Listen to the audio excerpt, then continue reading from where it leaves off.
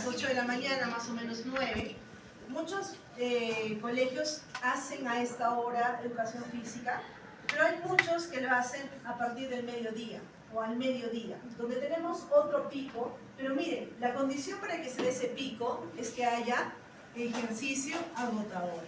Sí, yo hago educación física, pero no me gusta hacer nada de lo que sucede allí. Bueno, se puede ver reflejado potencialmente en nuestro tamaño.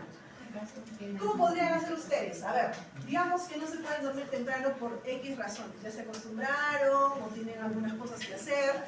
¿Qué podrían hacer para mejorar su tamaño? Muy bien, a mediodía. No sé. Es agotador. Este es un ejercicio, o sea, es simplemente dormir. Acá no solamente tienen que gastar ATP, sino que tienen que hacer, o sea, llegar a un punto. Por ejemplo, nosotros que decimos ejercicio agotador, ¿cuánto creen que es la frecuencia cardíaca?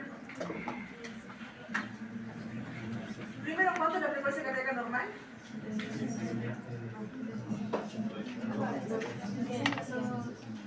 Muy bien, 60 sí es un buen valor. Si lo manejan así, está bien. Entonces, ¿cuánto creen? O sea, ¿cuáles son nuestros parámetros para decir que este es un ejercicio agotador que nos puede dar un pico? 189. Muy bien. Normalmente nosotros decimos que cuando sube por encima de 120 ya estamos con un ejercicio que es cardiovascular. Pero nuestro rango para que sea agotador es 150. No recomendamos nosotros que todos lleguen a 150, sino que mantengan más bien un ejercicio aeróbico entre 120 a 150 latidos por minuto. Llegar a 150, ¿alguno de ustedes ha llegado a 150 permanentemente? ¿Suficiente tiempo como para tener un pico? Entonces, se dan cuenta que es bastante difícil.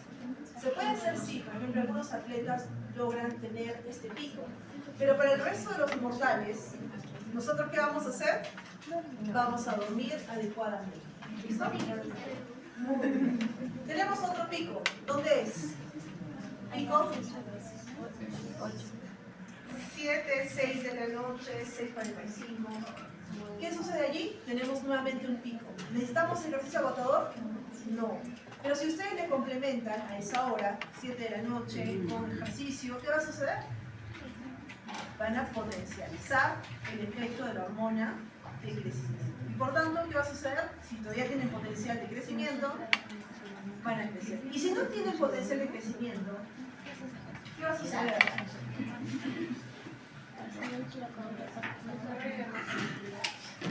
Muy bien, aumento de masa muscular.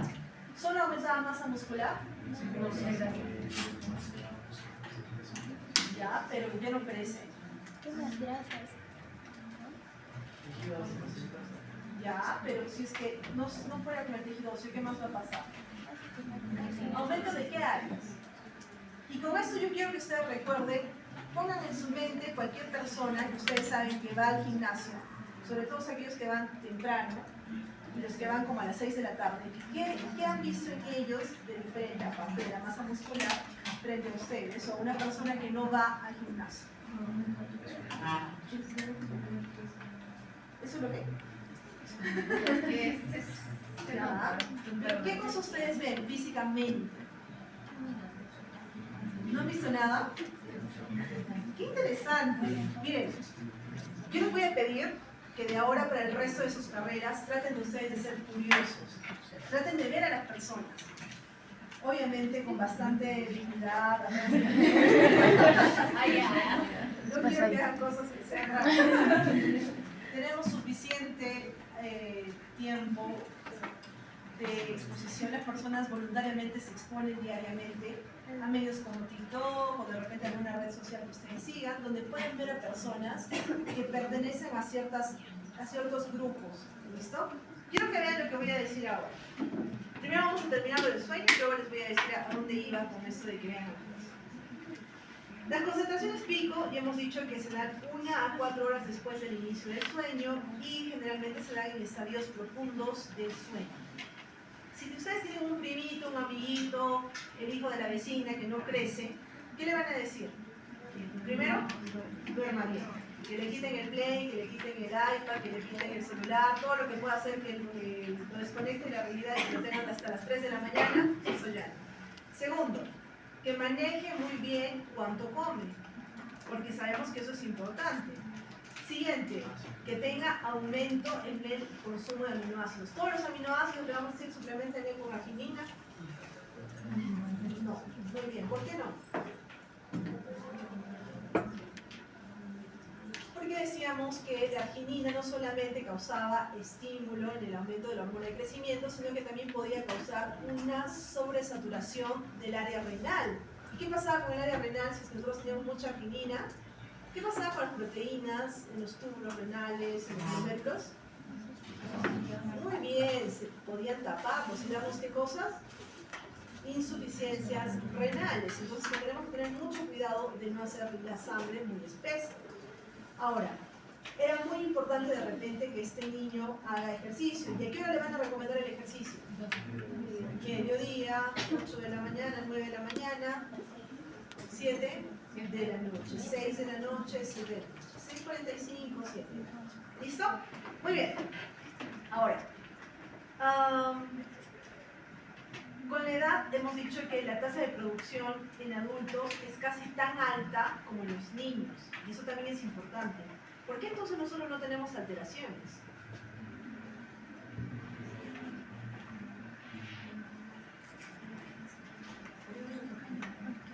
Porque ya no tenemos suficientes receptores activos, ¿cierto? Pero aún así, miren, el envejecimiento se va a acompañar de algunas de las características que vamos a ver acá. ¿Listo? Vamos a ver las patologías. A ver, las patologías se van a basar en la concentración de hormona de crecimiento en la sangre. Vamos a tener dos tipos, por deficiencia y por aumento. Cuando hablamos acerca de deficiencia, la primera que vamos a ver es el enanismo hipoficial. Acá tenemos dos niños que tienen la misma edad. Quiero que me digan qué características ven ustedes. Tienen la misma edad, ¿verdad?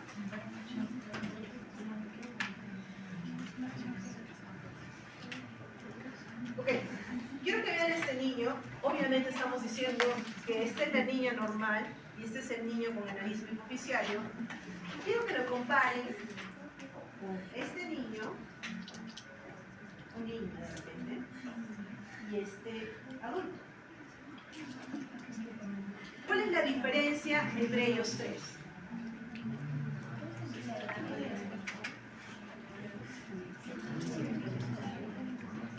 Solamente quiero que me describan lo que ven.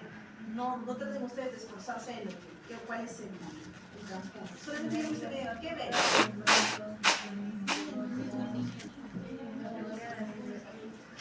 Ya. ¿Pero ustedes creen que cuando él era niño era igual que los otros niños? Ok, miren, algo que nosotros tenemos que ver son las proporciones. La proporción de la cabeza respecto al tórax, respecto a las piernas, respecto a los brazos. ¿Listo? Esa proporción, que parece una proporción normal, o sea, como un niño normal solamente que más pequeño, o un adulto normal solamente que de una estatura más pequeña, a eso se le llama enanismo hipoficial. ¿Listo?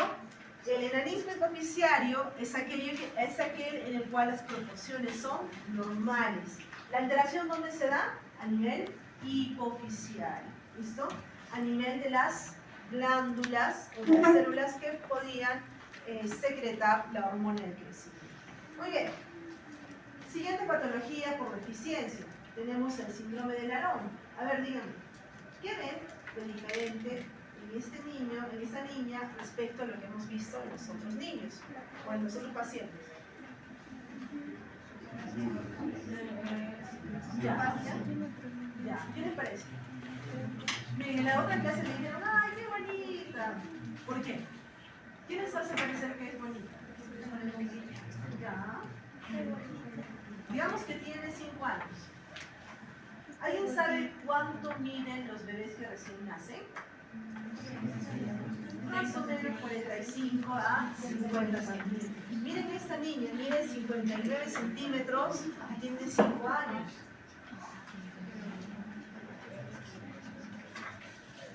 Estamos diciendo un ejemplo. ¿Qué está pasando? Miren, ¿qué están viendo en su frente? Por eso la han puesto de costadito. Muy bien, tiene una frente prominente. ¿Qué pasa con la nariz?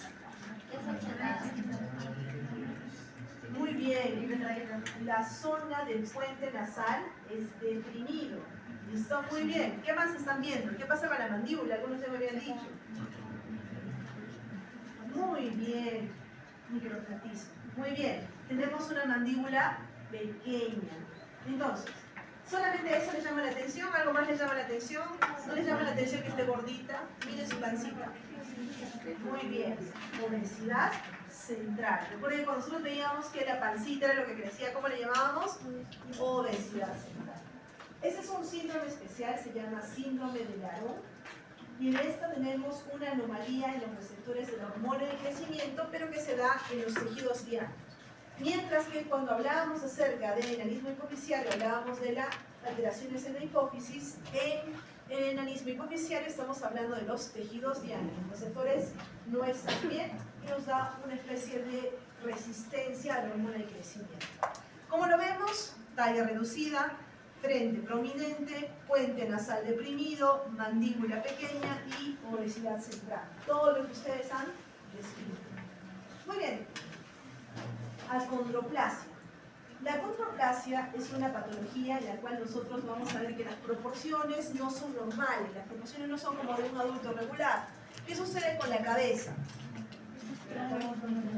Es casi del tamaño de una persona de tamaño regular, pero ¿qué pasa con la relación de los miembros superiores, el tronco y los miembros inferiores? Muy bien, son más pequeños. Entonces, si está en el caso de un paciente con acondroplasia, tienen que pensar que muchos de ellos se deben a una mutación en el receptor del factor de crecimiento de fibroblastos 3 y por tanto es una mutación genética. Intenté buscar si es que al actor alguna vez ya han hecho esta mutación. No he encontrado información, si alguno de ustedes sabe, puede proporcionármela, pero normalmente los pacientes con acondroplasia suelen tener esta mutación. Además de eso, hay otros tipos de enanismos que no son puros, que son una especie de mosaicismo. Es decir, que tenemos distintas mutaciones juntas. Por ejemplo, hay gente que tiene proporciones como de acondroplasia, pero tienen un tamaño un poquito por encima del enanismo regular. Entonces, de repente es un paciente mosaico. ¿Listo? Y a ese paciente, por ejemplo, ¿qué le recomendaría? Que evalúe si no tiene una mutación en el factor, en el receptor del factor de crecimiento de fibroblastos. Por si acaso, esta fue pregunta de examen que hice Fisiopatho 2 hace 2 años. Laron también fue pregunta de examen y lo preguntaron así. O sea, la mutación del receptor del factor de crecimiento de fibroblastos 3 está relacionado con una de las siguientes. O le preguntaron en el otro, la anomalía en los receptores de la hormona de crecimiento de los tejidos dianos está relacionado con qué. Entonces ahí les ponían síndrome de Laron, acondroplasia, enanismo hipofisiario, gigantismo. Eso ustedes tenían que evaluar. Muy bien. Entonces, miren, aquí tenemos niños de 8 años. Tenemos un niño de 8 años normal. Miren cuánto mide, más o menos. Yo diría 1,32. ¿Se acuerdan de quién medía 1,32? ¿Cuántos años tiene este niño normal? 8 años. ¿Cuántos años tenía Leonardo Messi? Muy bien. Vemos las caderas y la relación que hay de los brazos con las piernas. Miren este otro enanismo. ¿Se acuerdan cuáles eran las hormonas que estaban relacionadas con el crecimiento? Insulina. Muy bien, hormona tiroidea. ¿Qué más? Muy bien, la hormona de crecimiento y los andrógenos. ¿Listo? Muy bien. Entonces, el enanismo no hipotiroideo va a ser un enanismo, por ejemplo, acá hipofisiario, en el cual nosotros estamos viendo que las proporciones son iguales que las del niño normal, solamente que es más pequeño. Miren, es igual que un niño normal, pero de 2 años, a pesar de que tiene 8 años. Pero miren un niño que tiene hipotiroidismo. A ver, ¿qué ven en el niño hipotiroideo? A ver, Su cabecita es más redonda, ¿no? Es como que gruesita. ¿Qué más ven? Tiene obesidad central. Muy bien. ¿Qué más ven? ¿Es proporcional? Bueno, de repente es por cómo lo han dibujado. Pero sí suelen tener cierta proporción. Obviamente acá le he dibujado como un bracito más caído, porque han tratado de esquematizar.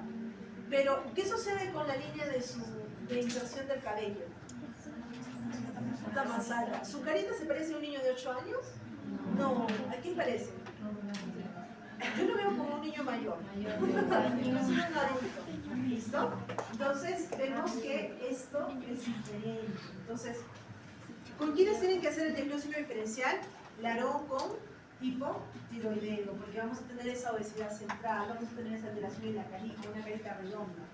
Pero siempre recuerden las proporciones, ¿listo? Les van a decir, por ejemplo, frente ancha y la inserción nasal deprimida, y ya le están guiando probablemente al largo, ¿listo?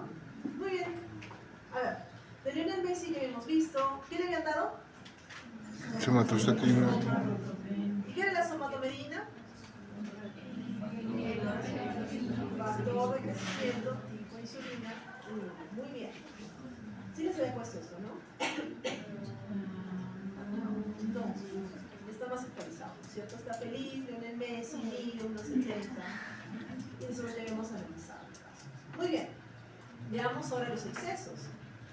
Cuando hablamos del exceso, vamos a tener al gigantismo. ¿Qué sucede en el gigantismo? Quiero que vean aquí. Como saben, en el pasado siempre tenían mucho tino, juntaban a las personas de acuerdo a circunstancias aleatorias. Y acá pueden ver, digamos, una persona normal, echémosle 1,80 y a este otro 1,85, 1,90, y ahí ¿cuánto le echamos?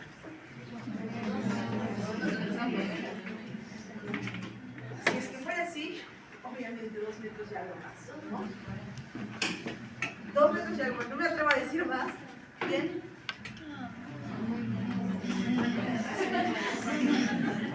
Eso ya tiene su sombrero, ¿no?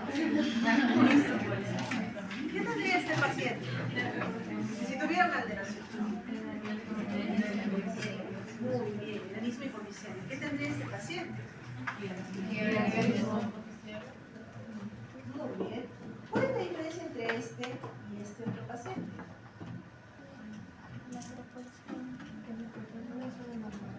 ¿Qué le ven de diferente?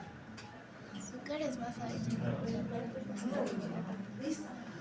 A ver, yo les decía que si es que, por ejemplo, ustedes hacen todo lo que les estoy mencionando, duermen temprano, hacen periodos de ayuno, hacen ejercicio, en general manejan sus niveles de glicemia, probablemente van a crecer, como tienen el potencial genético de seguir creciendo. Digamos que alguno de sus compañeros que tenga un 80 más sigue haciendo eso, probablemente lo vamos a ver así, muy alto. Pero para los que ya no tienen potencial genético y hagan todo eso que les estoy diciendo, les va a suceder esto. ¿Qué está pasando? Está envejeciendo. Pero todos envejecemos así. ¿Ustedes han visto a sus familiares, su papá, su mamá, han envejecido así? ¿Sí? Ya. Miren, del 91 al 2009 han pasado más o menos 20 años. 18 años. Más o menos. 18. Pero díganme, ¿así envejece una persona de 18 años? A ver, ¿qué es lo que les llama la atención? Ya. Yo diría que su rostro está más alargado. Miren cómo está su rostro acá, frente a su rostro aquí. ¿Qué rato ya continúa? ¿Qué más? Muy bien, la nariz le ha crecido. Inclusive no parece el mismo, ¿no? Miren esa nariz y miren esta nariz.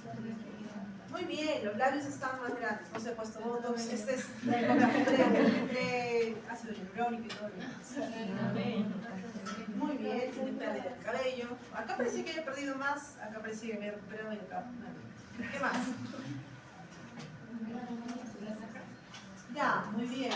Los arcos superciliares están más pronunciados. A ver, recordemos las funciones de la hormona de crecimiento. ¿Qué pasaba con la hormona de crecimiento? ¿En qué ayudaba? Muy bien.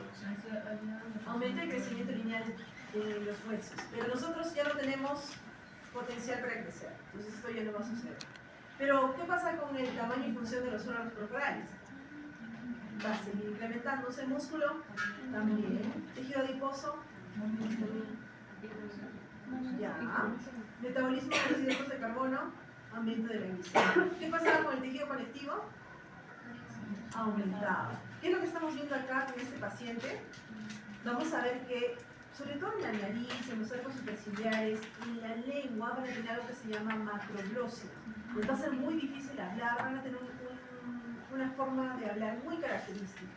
Y yo les decía esto con los que iban al gimnasio en esas horas que les comentaba. Además de lo que les estoy diciendo, pueden presentar aumento de manos, aumento de piernas. Y de repente inclusive han visto algunas personas que van al gimnasio que tienen cambios en la voz. ¿Han visto? Y que juran y perjuran que no han tomado nada. Pero ¿qué sucede? La hormona de crecimiento ha hecho que también aumente cosa, cuerdas vocales, tejido celular subcutáneo que está allí, de la cara, de los brazos. Inclusive algunos no sé si es que han visto que tienen muy marcado lo que son los surcos nasofaringales. ¿Listo? A ver. Además de eso, ya de manera extrema, ustedes van a ver una prominencia en la zona de la frente, que va a ser un abovedamiento frontal. Inclusive puede ser tan grande que puede generar una especie de cicatriz transfrontal.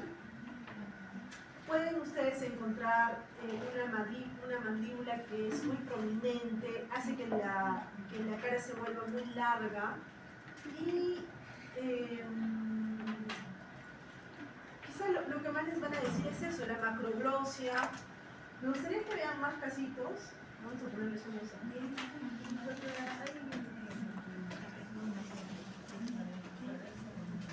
Es bueno hacer ejercicio, pero si es que ustedes ya no están en un potencial de crecimiento, yo evitaría hacer ejercicio a las 6, 7 de la noche, preferiría hacer antes o después de eso. Obviamente dormiría bien, porque dormir bien es importante. Hemos dicho que la hormona de crecimiento no solamente actúa a un nivel, sino que actúa a todo nivel, eso va a mantener nuestra masa muscular. Con eso y el hecho de que manejemos bien nuestros horarios de ejercicio, yo creo que sería suficiente. Pero si es que ustedes no siguen la fisiología y hacen ejercicio a lo loco o de repente en horarios que no corresponden, podrían alterar su fisionomía. ¿Listo? Entonces tengan cuidado. Algunos se han asustado. Justo dispuestos a entrenar ustedes las horas, doctora, y yo no quiero. Pero es importante. ¿Se dan cuenta este paciente? Es un paciente típico. ¿Qué le ven? Tiene su cara, lo que habíamos dicho. ¿Recuerdas? Sí. Elevación o prominencia de los arcos superciliares. ¿Se acuerdan qué más había? Abovedamiento frontal.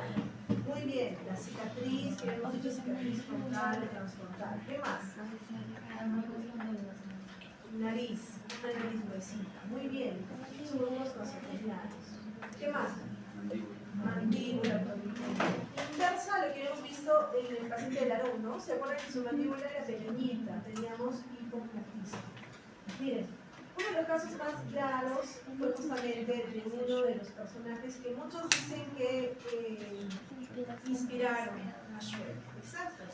Fue una persona que trabajaba, me parece que en un circo, y justamente tenía acromegalia. ¿Cuáles eran las características de la acromegalia? A ver, miramos nuevamente. ¿Qué tenía? Los senos prominentes, cicatriz transfrontal, nariz grande. Teníamos una mandíbula prominente, eso se llama prognatismo. Muy bien. Sus manos grandes. ¿Qué pasaba con sus manos? Grandes. ¿Qué pasaba con la lengua? Macroglosia. Inclusive también las orejitas. Todo donde haya tejido conectivo va a ser grande. Acro, recuerden que son extremidades, legales, crecimiento. Entonces aumento de manos y pies. Muy bien. ¿Queda claro? ¿Sí? Muy bien. Yo quiero que ustedes conozcan la fisiología, porque eso les va a ayudar a cuidarse a ustedes también y también a los que ustedes quieren. ¿Listo? Con esto hemos terminado. Estos casos clínicos creo que se los dejé. No se los dejé. ¿Listo? A ver, Alberto es una persona de 45 años, presenta un crecimiento anormal de la mandíbula, las manos y los pies. Y sufre obviamente de acromegalia e hipertrofia cardíaca. Un análisis clínico muestra que además tiene hiperglicemia y les piden a ustedes que analicen las probables causas de acromegalia e hipertrofia cardíaca. ¿Listo?